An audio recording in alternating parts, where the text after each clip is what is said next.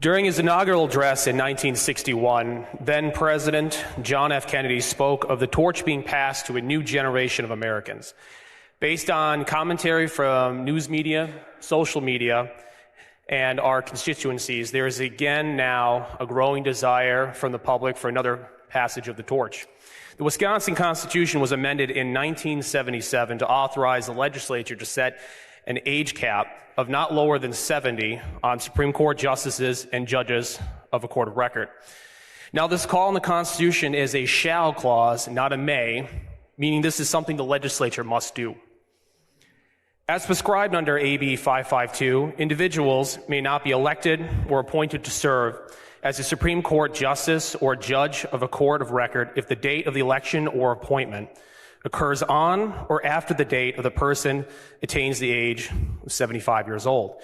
Keep in mind, this is not an automatic retirement and certainly provides a glide path for someone turns 75 while currently in their term, they can continue to serve that out.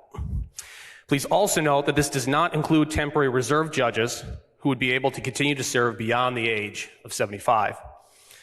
In finally establishing this age cap, Wisconsin would not be the first state to enact such an age limit for justices and judges. In fact, Mr. Speaker, over 30 states have enacted limits as low as 70 years of age. As for some of our neighbors, data from the National Center for State Courts shows that Michigan and Minnesota both have an age cap of 70 years old. Iowa has an age cap of 72. In fact, all but one of these states have enacted an age cap that set them somewhere between 70 and 75.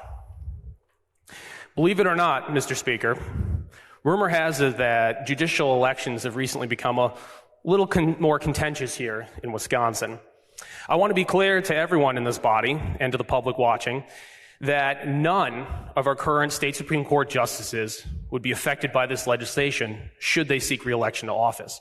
We crafted this bill in such a way to avoid stoking any possible partisan flames surrounding the High Court and instead simply looked to meet the growing sentiment amongst the public and carry out a direct call in the legislature's place there in our state constitution.